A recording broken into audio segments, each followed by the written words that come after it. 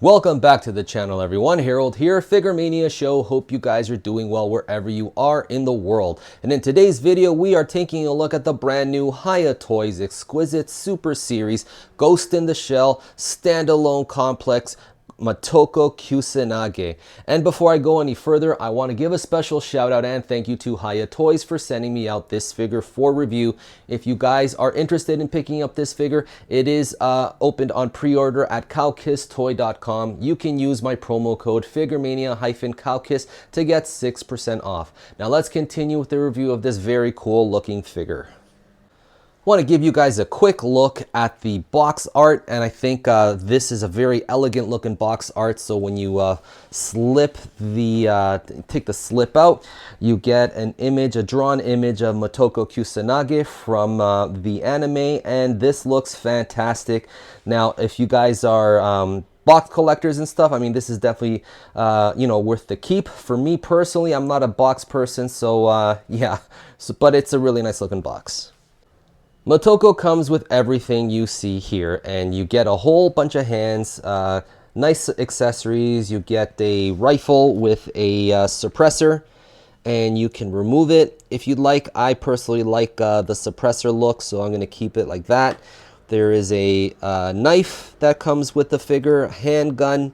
Okay, so it also comes with a headset, which is pretty cool, and you can move it up and down.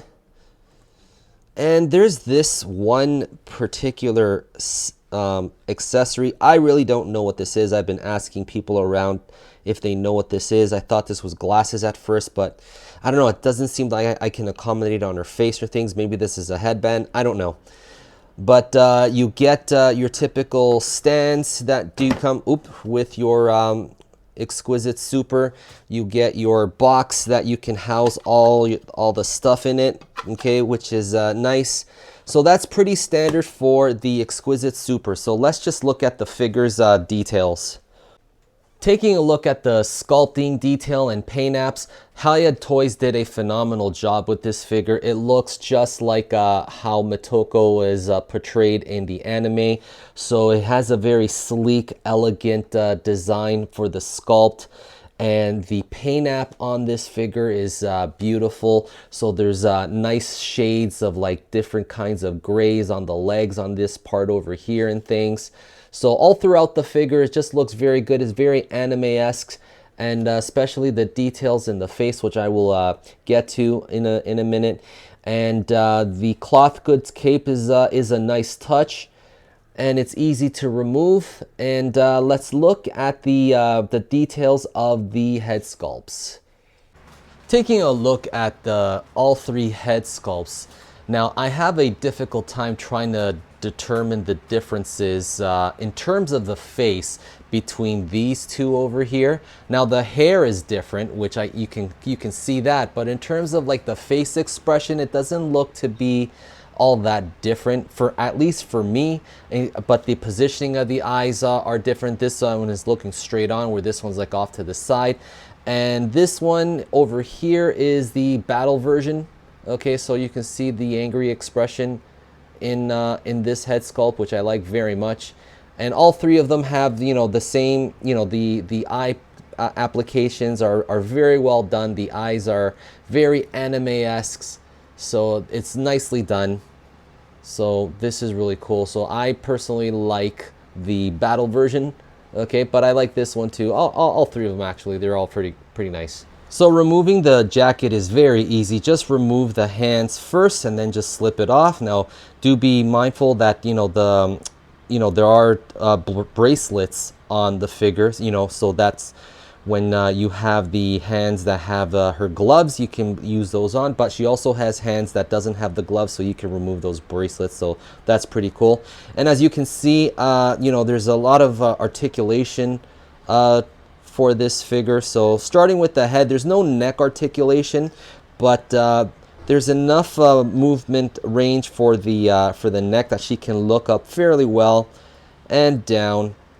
Okay, now there's a cut here on the upper chest, so you can get more range looking upwards, or like if she's jumping down or doing that famous swan dive off the buildings. You can do that, which is really cool. Okay, so good range, so good crunch as well, and excellent you know, bend at the knees. Okay, there is a thigh cut, so you can get her to do a sitting pose if you wanted to do that. Fairly easy. Okay, you just have to, you know, fiddle around with it, but you can do it. Okay, so good bend at the elbows. Okay, now when you have the jacket on, you know, you have to be mindful that, you know, you know, when the jacket is on, it can bunch up at the elbow, so you have to like manually you know, just adjust it so you can get more range out of it. But you know, you get free range without the jacket as opposed to with the jacket on, of course. So there is a bicep swivel, which is nice. Okay, so good range of at the shoulders. Look at that, that's amazing. Okay, so she can pull off yoga poses if you wanted to. Okay, so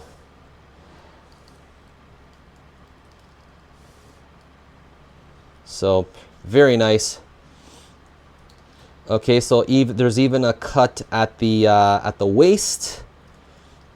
Okay, so now there's a tiny bit of a drop down hinge on the legs.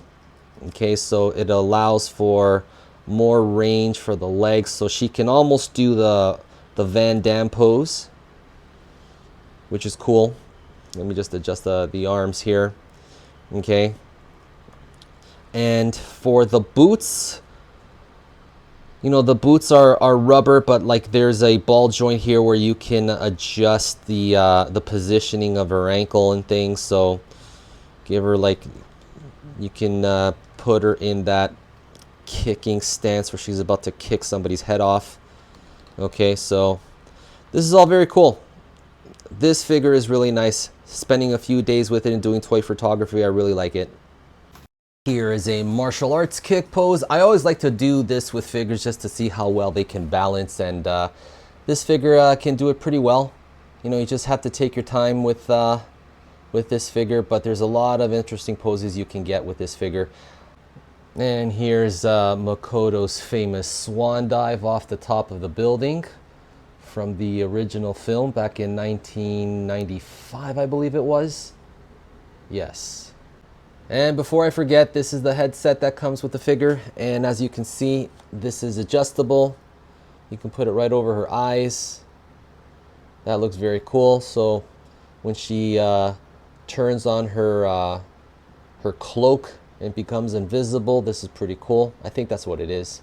Very nice. So let's do some size comparison. This figure is standing at 5 inches tall. So let me bring out a few figures that you might have in your figure collection. First up, we have Marvel Legends Game vs. Captain America and Wolverine. So you know, I think this figure fits right in with your other 6-inch Marvel Legends.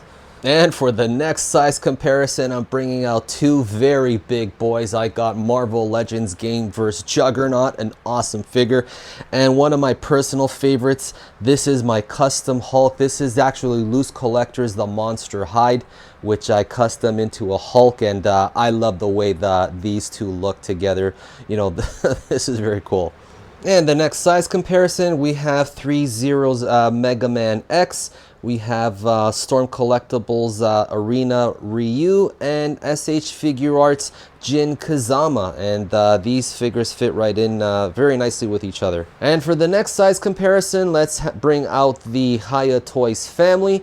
We have Exquisite Super Series, Rambo, Mr. Spock, Negan, and Daryl Dixon, and all these figures look fantastic. So Hiya does an amazing job with these figures. So you know, from my point of view, these are very Mezco type, you know, level figures, yeah. But however, for Makoto, it's more like on the SH Figure Arts line. That's my feeling. And for the final size comparison, let's keep it in the Hiya Toys family. We have Kong Godzilla and Hokkaido Godzilla 91, which is all fantastic figures by Hiya Toys. And that's it for this review, everyone. Thank you so much for watching. And guys, let me know in the comment sections below, what do you like about this figure? Are you guys keen on picking it up? Are you Ghost in the Shell fans? Okay, so I can't wait to see what comes next for the Hiya Toys line Exquisite Super. I am very eagerly awaiting the Exquisite Super RoboCop, which I can't wait to get my hands on that figure.